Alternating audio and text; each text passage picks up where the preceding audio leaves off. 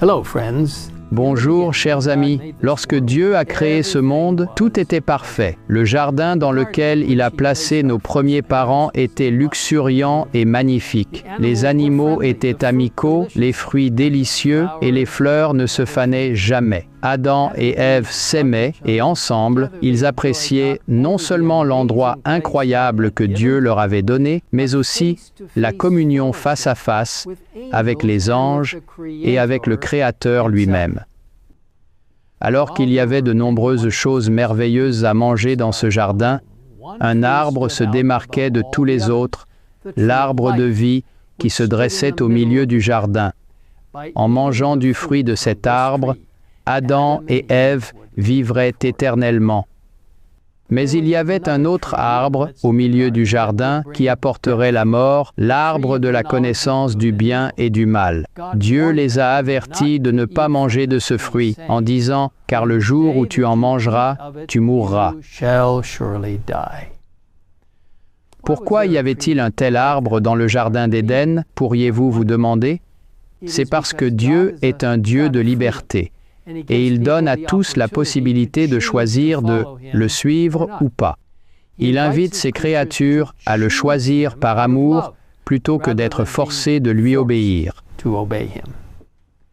Comme nous l'avons vu précédemment dans notre étude, un ange au ciel a laissé la fierté et l'envie croître et envenimer son cœur. Il s'est rebellé contre son Créateur, affirmant que Dieu était un tyran injuste. Cet ange maléfique, maintenant connu sous le nom de Satan, a été chassé du ciel, ainsi que les anges qui l'ont suivi.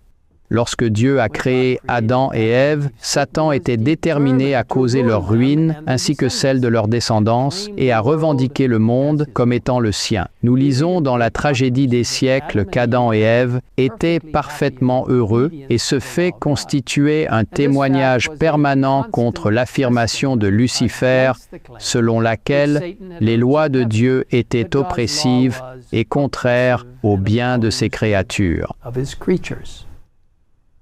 L'idée que la loi de Dieu était oppressive n'a jamais effleuré l'esprit d'Adam et Ève, mais Satan a manigancé des plans pour les piéger.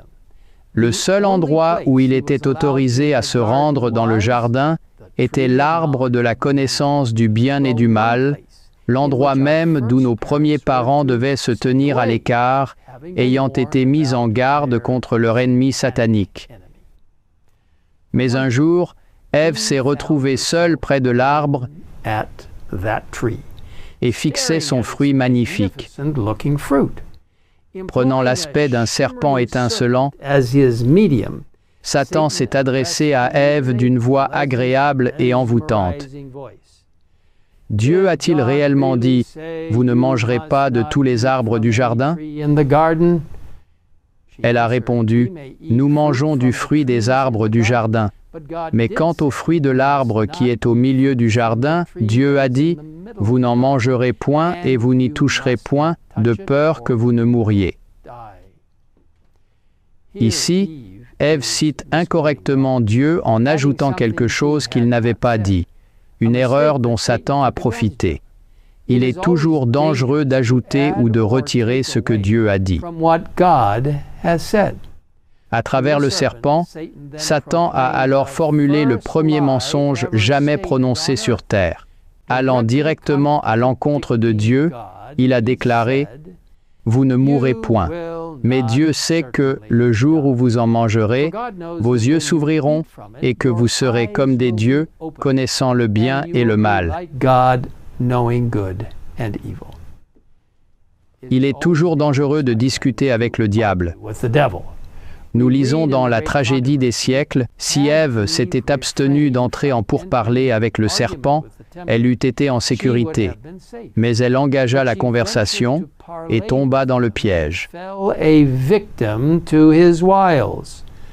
L'autrice continue. C'est là ce qui perd encore un grand nombre de gens qui se mettent à douter, qui discutent les volontés de Dieu, et qui, au lieu d'accepter les commandements divins, adoptent des théories humaines masquant les pièges de Satan. Pour rendre ces mensonges plus attractifs, Satan mélange toujours un peu de vérité. Dans ce cas, la vérité était que leurs yeux seraient effectivement ouverts, et ils connaîtraient le mal ainsi que le bien, quelque chose que Dieu n'avait jamais prévu qu'ils expérimentent. Comme nous le savons, Ève céda à la tentation et entraîna Adam dans le péché. Sur la parole du serpent, ils crurent que Dieu ne ferait pas ce qu'il avait dit et suspectèrent leur Créateur d'attenter à leur liberté.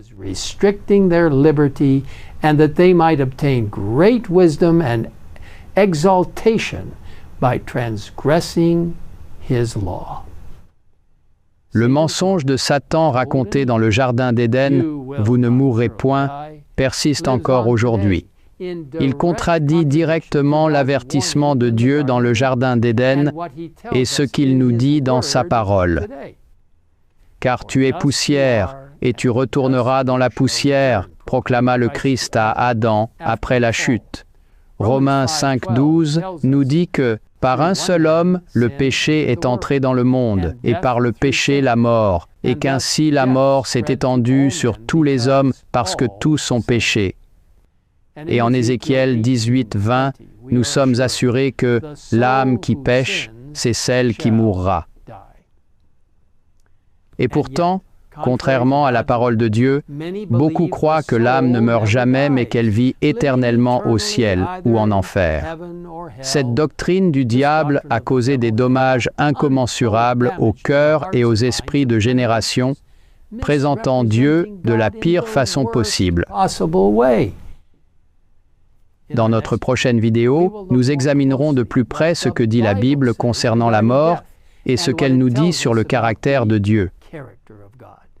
En attendant, nous pouvons être certains que la parole de Dieu est vraie et croire que les vivants, en effet, savent qu'ils mourront, mais les morts ne savent rien, et il n'y a pour eux plus de salaire, puisque leur mémoire est oubliée.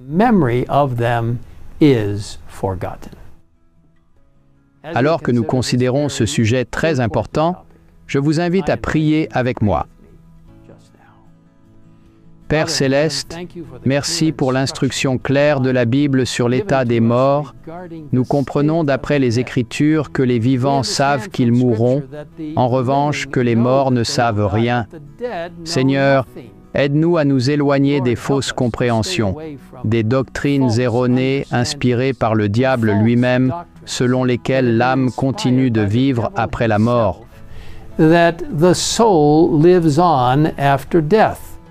Car la Bible ne dit pas cela. Seigneur, guide-nous alors que nous comprenons cette précieuse vérité sur la mort et sur la vie.